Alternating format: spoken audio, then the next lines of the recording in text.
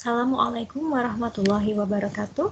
Kembali lagi bersama saya Puspita Dewi Wulaningrum dalam mata kuliah praktik statistika.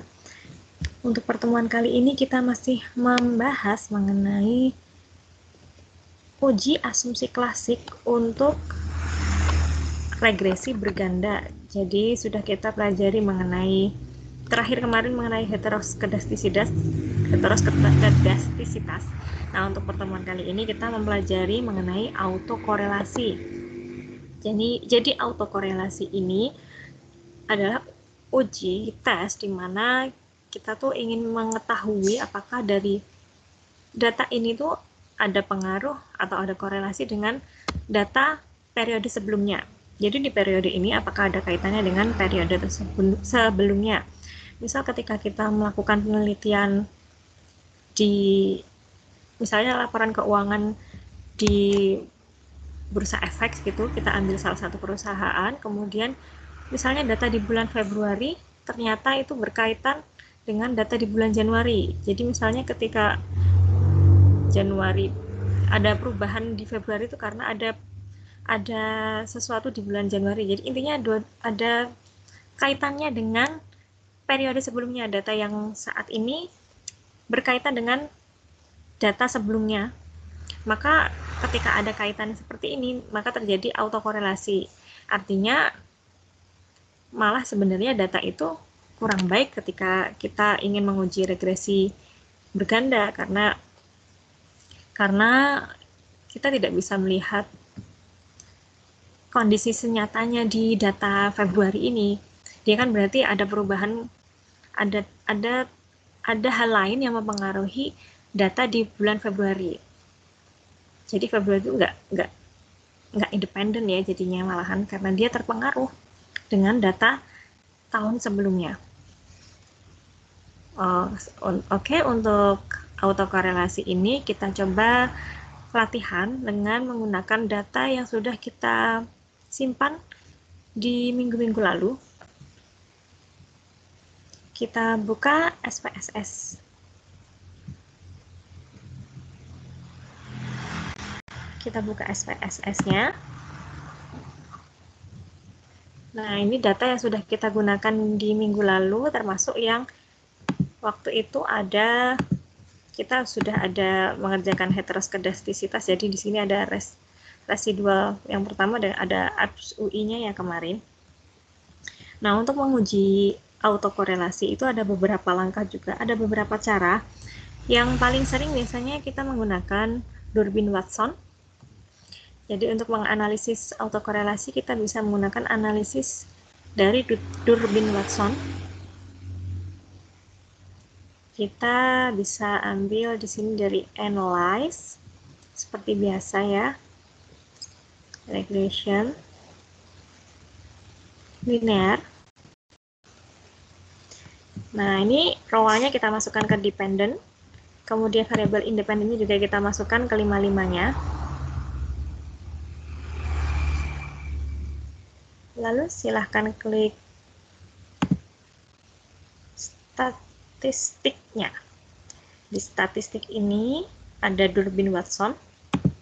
Kita klik di sini biar nanti keluar hasil analisis Durbin-Watson-nya.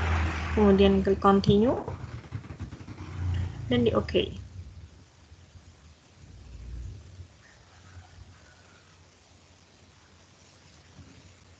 Nah, untuk analisisnya nanti saya sekalian dengan langkah yang kedua ya. Nanti ini diekspor ke Word dan kita analisis.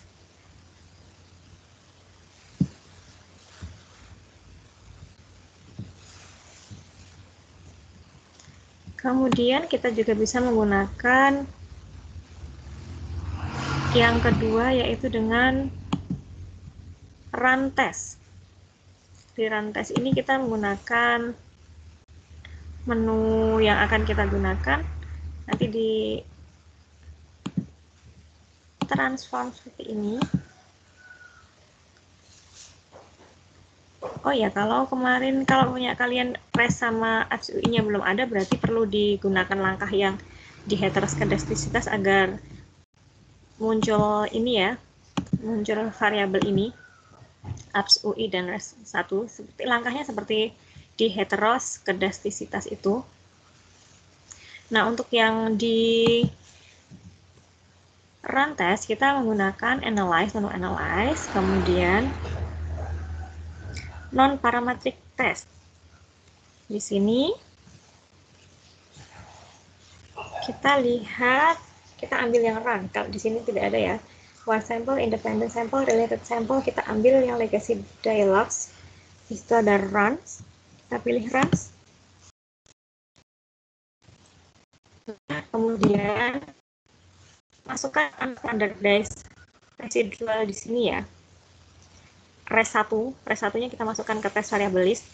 Tadi ada di sini, kemudian kalau belum dipindah berarti silahkan dipindah.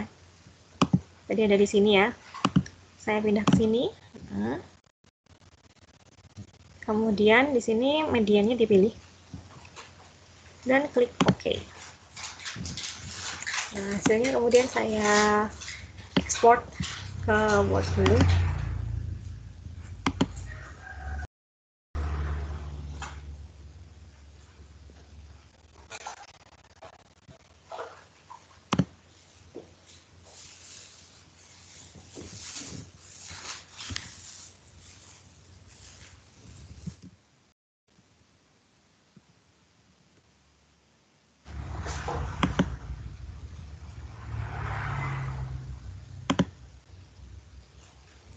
Saya save dulu dan kita buka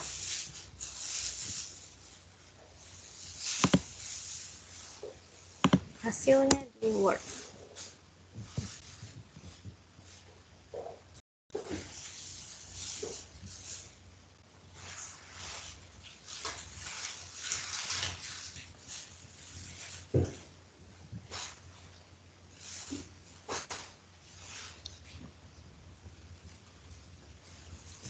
Loading lama.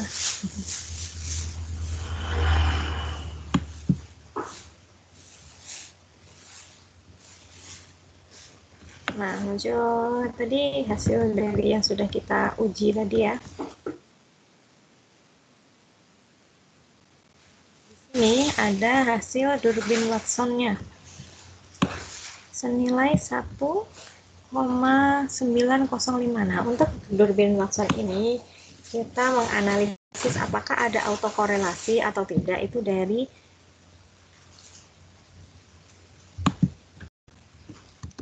DU.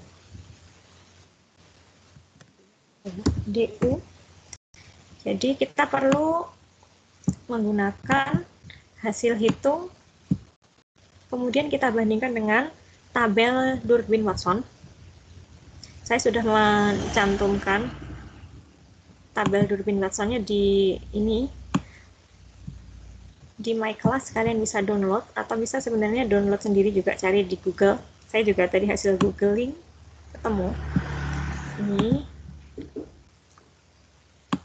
saya tambahkan, ini hasil Durbin-Watsonnya, tabel Durbin-Watson. Saya sampaikan gini ya.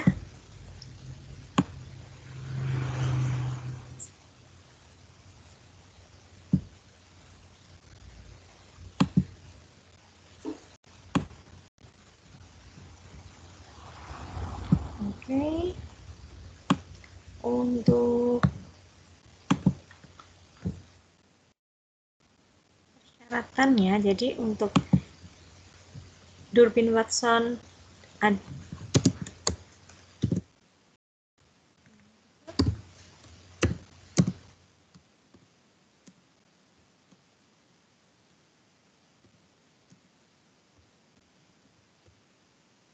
ini kita lihat nilai DU-nya.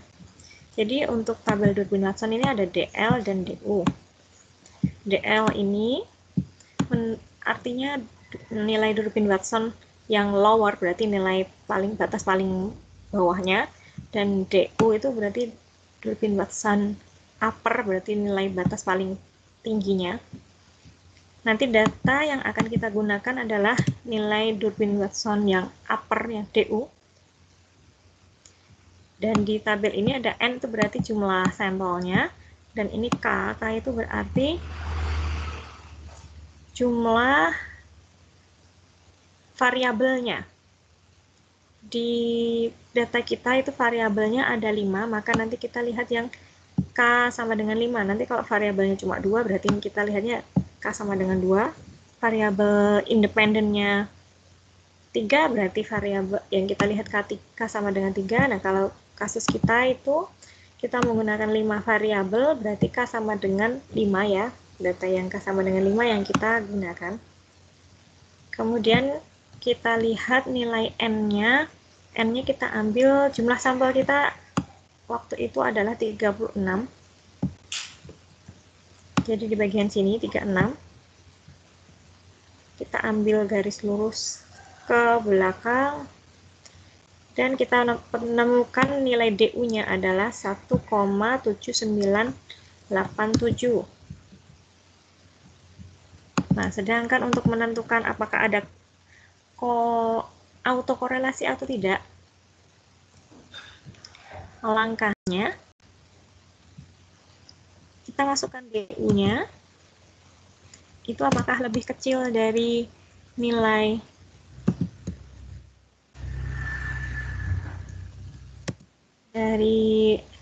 Durbin Watson hitung. Jadi D yang lambangnya D ini adalah Durbin Watson hitung, artinya yang kita hitung di SPSS. Kalau DU ini adalah Durbin Watson upper yang kita dapatkan dari tabel Durbin Watson.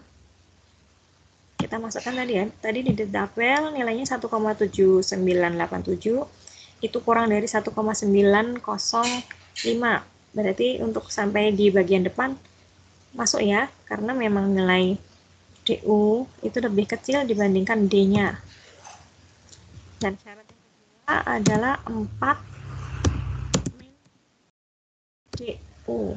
4 min berarti 4 min 1,7987. Berarti bisa kita hitung 4 dikurangi 1,7987.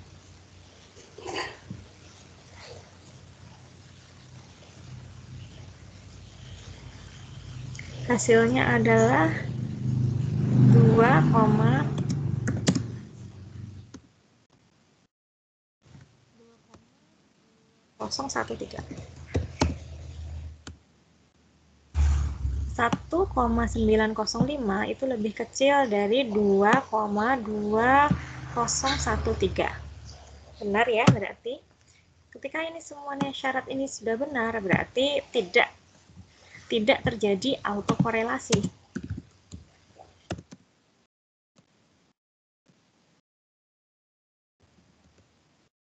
Syarat ini memang terpenuhi, maka di sini untuk data ini adalah data yang tidak terjadi autokorelasi.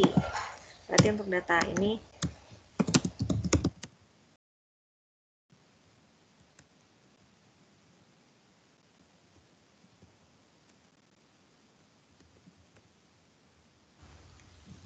dengan Durbin Watson kita bisa tahu data ini tidak terjadi autokorelasi. Yang penting kita sudah bisa menghitung Durbin Watson dan tahu nilai tabelnya. Maka kita sudah bisa menentukan nilai ini apakah masuk autokorelasi atau tidak. Kemudian tadi juga kita coba menggunakan run test. Nilai run testnya tadi di sini test value-nya min 0,07170 dan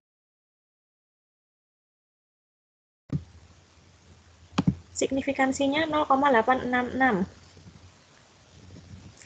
Nah, signifikansinya ini lebih dari 0,05, artinya di sini tidak terjadi autokorelasi. Jadi kalau misalnya dia signifikan kan berarti 0,05 ke bawah. 0% sampai 5%, berarti dia signifikan. Kalau signifikan berarti terjadi autokorelasi. Tapi di data ini tidak signifikan karena ini lebih dari 0,05 atau lebih dari 5%, maka untuk data ini dengan cara run test pun tidak terjadi autokorelasi.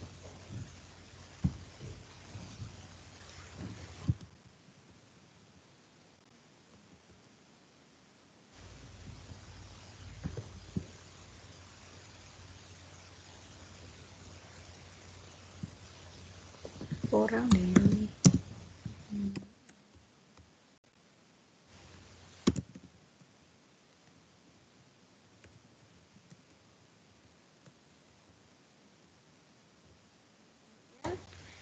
Jadi baik menggunakan Darwin Watson maupun Runpest hasilnya sama bahwa data ini tidak terjadi autokorelasi. Jadi asumsi klasik untuk autokorelasi sudah terpenuhi. Artinya data ini cukup layak.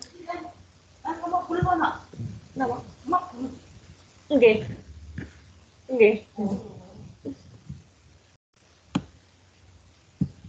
Iklan. Jadi ini ya. Berarti untuk data ini tidak terjadi autokorelasi. Oke, jadi untuk pertemuan kali ini cukup sampai di sini saja. Semoga bermanfaat dan mudah dipahami ya. Sekian dari saya. Wassalamualaikum warahmatullahi wabarakatuh.